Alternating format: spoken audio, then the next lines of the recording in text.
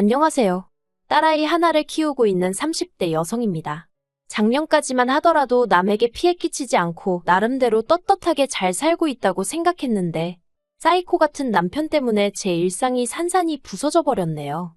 말도 안 되는 헛소리를 해대는 남편 때문에 새벽녘까지 잠 못 이루는 날들도 많았어요. 그래도 아이 아빠라서 어떻게든 옆에 붙들어두고 정신 차리게 하려고 했는데 사람이 뭐에 씌인 건지 똥인지 된장인지 분간을 못하더라고요. 그나마 저 하나만 괴롭게 했다면 나는 없는 사람이다 생각하고 아이를 위해서 참고 견뎠을지도 모르겠습니다. 하지만 남편이 하는 짓거리를 보고 있으니 저런 아빠라면 애한테도 차라리 없는 게 낫겠다 싶어서 이혼을 결심했네요. 어려서부터 대학에 들어가기까지 저는 그런대로 풍족한 집안에서 자랐습니다. 어디 드라마에 나오는 재벌집 딸 마냥 기사 딸린 자동차를 타고 학교를 다니고 그런 것은 아니지만 그래도 물질적으로나 정서적으로나 부족함을 느껴본 적은 없어요. 그러다 제가 대학에 들어가고 얼마 지나지 않았을 때 친정어머니가 사고로 세상을 떠나셨고 그때부터 집안이 말 그대로 무너져 내렸습니다. 저희 부모님은 늘 금슬이 좋으셨기 때문에 친정아버지가 친정어머니의 죽음을 쉽게 받아들이지 못하셨거든요. 그래서 친정어머니가 떠나신 이후로 친정아버지는 술에 의지하는 날이 늘어만 갔지요. 그리고 저는 저대로 그런 친정아버지를 보고 있기도 괴롭고 그렇다고 제가 달리 할 수 있는 일도 없었기에 오로지 공부에만 매달리기 시작했어요. 남들은 인생에 한 번뿐인 대학 시절이라며 미팅부터 시작해서 산으로 들로 돌아다니기 바빴지만 저에게는 그저 사치에 불과했지요. 그렇게 4년이란 시간이 흘렀고 어느덧 제가 대학을 졸업하던 날이었습니다. 우수한 성적 때문인지 저는 교수님 추천으로 그 많은 졸업생들을 앞에 두고 강단에 서서 학교 대표로 연설까지 하게 되었는데 그 모습을 친정아버지께서 보고 엉엉 우시대요. 그리고 그날을 계기로 친정아버지는 다시 예전의 모습을 되찾기 위해 노력하시기 시작하셨어요.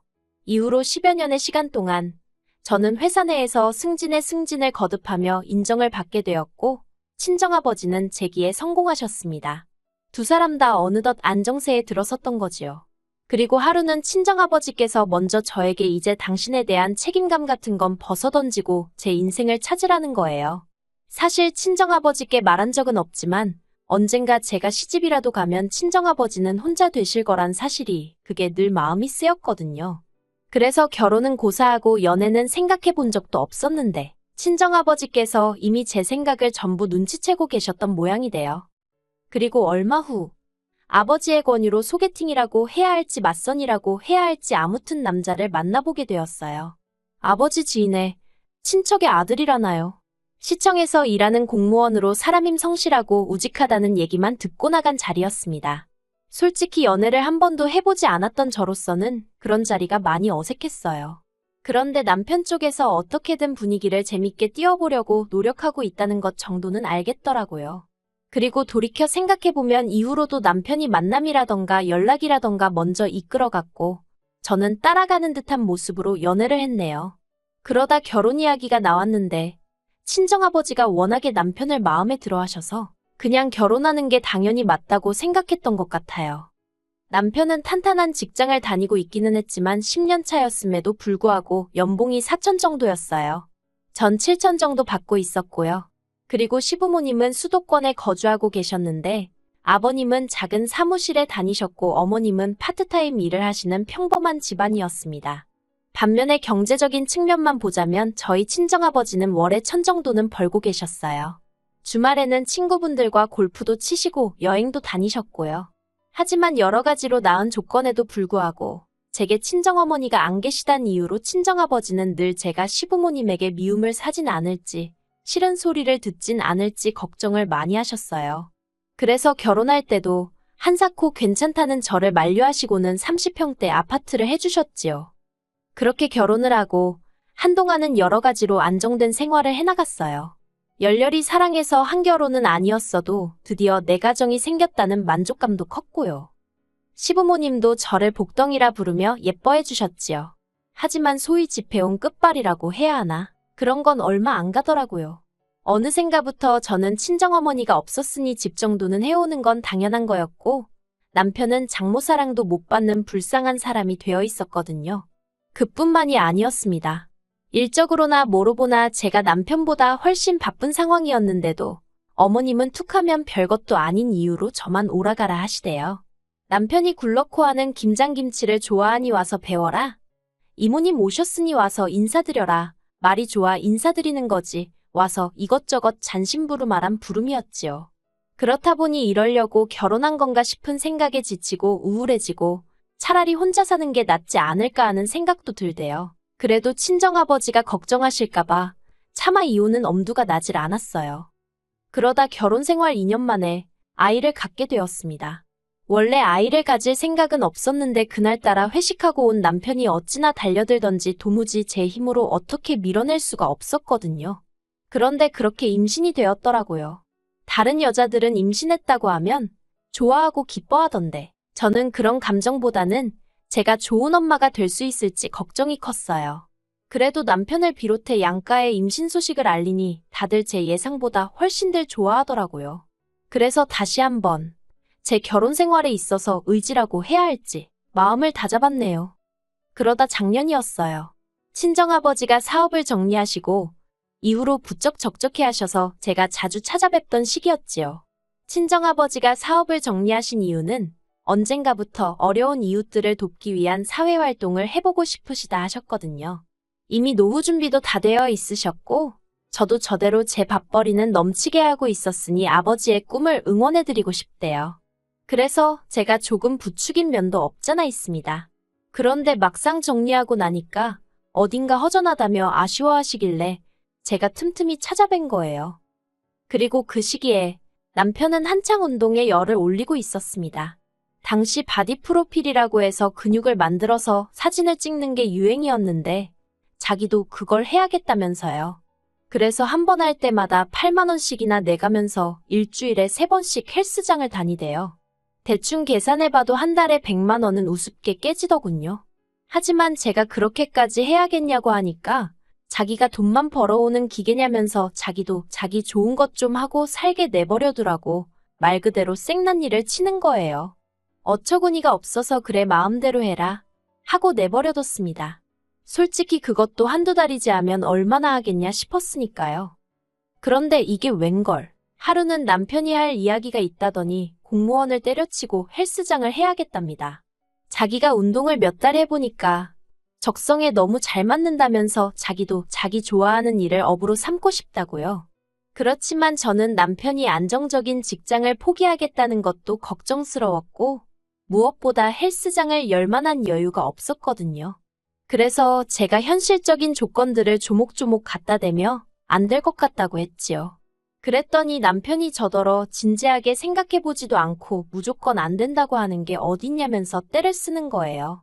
정말이지 가뜩이나 딸 하나 케어하는 것도 힘들어 죽겠는데 나이는 40씩이나 먹어가지고 헬스장을 차려달라는 남편을 보고 있자니 기도 안 차대요.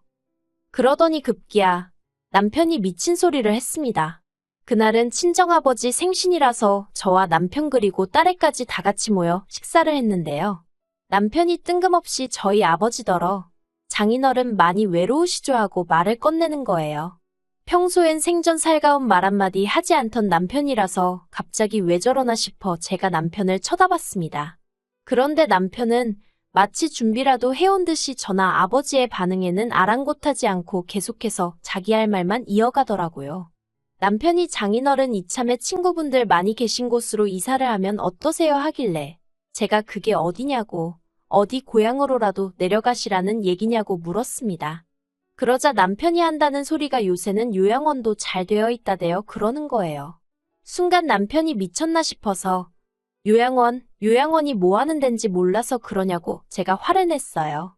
그랬더니 남편이 얼굴색 하나 안 변하고 자기가 왜 모르겠냐입니다. 그리고는 자기가 하는 일이 뭔지나 아냐면서 오히려 저한테 짜증을 내더라니까요. 친정아버지는 당황하신 얼굴로 요양원이란 단어를 몇 번 곱씹으시더니 내가 지금 거길 가야 할 필요가 있을까 하시는 거예요. 그리고는 슬픈 눈으로 허탈하신 듯 한숨을 푹 내쉬시는데 그 모습을 보는데 제 가슴이 정말 갈갈이 찢어지는 기분이었습니다. 저는 도무지 끓어오르는 화를 주체할 수가 없었기에 일단 아버지더러 대꾸해줄 가치도 없다고 신경 쓰지 마시라 했어요. 그리고는 남편더러 집에 가서 마저 이야기하자고 당장 따라 나오라고 했지요. 그렇게 집으로 돌아왔습니다. 제가 남편더러 도대체 무슨 생각으로 그런 소리를 한 거냐고 물었어요. 그러자 남편이 저더러 잘 들어보라면서 하는 말이 장인어른 은퇴하시고 제가 너무 그쪽에 시간도 많이 쏟고 신경도 많이 쓰고 그래서 어머님이 절 안 좋게 보신답니다. 그리고 아무리 제가 그렇게 해도 장인어른은 저 없을 땐 혼자이지 않냐면서 그러니 이참에 장인어른은 요양원에 모시재요. 그러면 요양원에 또래분들 많이 계시니 심심하지도 않으실 거고 제가 자주 들여다보지 않아도 될 거라나요. 그리고 장인어른 집을 팔아서 그걸로 헬스장을 차리면 될 것 같답니다. 자기가 부동산에 알아보니 장인어른 사시는 아파트가 거의 10억 가까이 가더라면서 그거면 번듯한 헬스장을 차릴 수 있고 그렇게 돈 벌어서 요양원비 내드리면 될 거 아니냐대요. 남편은 이 내용을 그동안 혼자 얼마나 이리저리 머리통을 굴려가며 생각을 했던 건지 제 반응은 신경도 안 쓰고 마치 외운 듯이 줄줄줄 읊어대더라고요. 그리고 그런 남편의 모습에 저는 정이 떨어지는 정도가 아니라 당장 어떻게 해버리고 싶을 정도로 치가 떨렸습니다. 제가 왜 우리 아빠 집을 팔아서 당신 헬스장을 차리냐고 미쳤냐고 소리를 질렀어요. 그랬더니 남편이 답답하다는 듯이 어차피 장인어른 돌아가시면 그 아파트 우리 거 되는 건데 뭐가 문제냐입니다. 양팔은 물론이고 등줄기에까지 소름이 끼쳤고 저는 남편더러 그런 생각을 하고 사는지 꿈에도 몰랐다고 당신 같은 인간하고 한 이불 덮고 산 내가 미친 X라며 더는 상종도 하기 싫으니 당장 내 집에서 나가라고 했어요. 어차피 집은 친정아버지가 해주셨고 제 단독명이었으니까요. 그리고 다행히 저는 남편이 못 나간다 안 나간다 버틸까봐 걱정했는데 남편은 남편대로 애 앞에서 제가 자기한테 말을 막 했다며 자기도 더는 안 참는다는 헛소리를 짓거리더니 짐을 챙겨나가더라고요. 그리고 이튿날 다시 생각해보고 말고 할 것도 없었어요. 바로 친정으로 향해서 친정아버지께 저희 집에 들어오시라 했습니다. 생각해보니 아버지 혼자시고 저도 이제 딸이랑 단둘인데 뭐하러 따로 사느냐고 이제부터 한 집에 같이 살자고 했지요.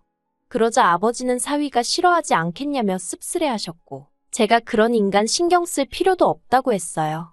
남편이랑 이혼할 생각이란 말과 함께요. 아버지는 이혼은 절대 안 된다고 펄쩍 뛰셨습니다. 다 늙은 당신 때문에 딸이 이혼을 한다니 당신은 그 꼴은 못 본다나요. 하지만 저는 그런 아버지께 아버지 때문이 아니라 내 행복을 위해서 헤어지기로 한 거라고 그러니 그런 말씀은 마시라고 했어요. 그렇게 아버지 짐을 드리고 동시에 남편 짐은 죄다 끄집어서 아파트 복도에 내놓고 있는데 그때였습니다. 남편과 어머님이 엘리베이터에서 내리더라고요. 그러더니 남편이 먼저 저더러 이게 뭐하는 짓이냐며 소리를 지르는 거예요. 어머님도 같이 말이지요. 하지만 이내 제 뒤에 계시던 친정아버지를 보더니 목소리가 한풀 꺾였어요. 친정아버지께서 먼저 딸애가 자네와 이혼한다고 하고 나는 딸이 원하는 대로 하라고 했다며 상황을 정리하셨습니다. 그러자 그제서야 남편이 현관 앞에서 무릎을 꿇고는 말 그대로 싹싹 빌대요. 자기가 생각을 잘못했다면서 자긴 그저 하루빨리 헬스장을 해서 성공하고 싶은 마음밖에 없었다나요. 성공해서 저를 호강시켜주고 싶었다나 어머님도 옆에서 당신 아들이 원래 목표가 딱 생기면 그것밖에 못 봐서 그렇다고 이번 한 번만 그냥 넘어가 주라면서 저를 달래셨어요. 하지만 결론부터 말하자면 저는 원래 생각했던 대로 남편과 이혼을 강행했습니다. 절대로 이혼은 못 해준다며 버티던 남편도 어디서 뭘 듣고 왔는지 저더러 양육비는 좀 깎아달라대요. 그러면 도장 찍는다고요. 끝까지 어찌나 찌질한 인간이던지. 그래서 한 달에 50만 원씩 받는 조건으로 협의 이혼했습니다. 솔직히 50만 원 안 받아도 딸 키우는데 아무 지장 없어요. 하지만 그래도 나중에 딸한테 네 아빠가 너를 모른 척하지는 않았다고 알려주고 싶어서 어떻게든 받아내기로 한 거예요. 그래서 지금 저는 회사 생활하고 아버지가 딸의 양육을 도와주고 계세요. 원래는 시터를 쓰려고 했는데 아버지가 저 키울 때 생각이 난다며 굳이 당신 손으로 직접 손녀를 챙기고 싶어 하셔서요. 하지만 제가 아버지더러 혹시나 좋은 여사님이 있으시면 데이트도 하고 그러시라고 아버지를 보채고 있답니다. 한편 이혼을 하고 나서야 알게 된 게 남편은 헬스장을 하고 싶다고 저를 조르던 당시 이미 공무원을 관둔 상황이었어요. 종종 행동이 생각보다 빠른 사람이라서 언젠가 저러다 사고 한번 치지 싶었는데 말이지요. 그래놓고는 꼴에 자존심은 있어서 저한테 말은 안 하고 어머님한테 돈 받아다가 월급 행세를 했던 모양입니다. 정말이지 이혼하길 100번 1000번 잘한 것 같아요.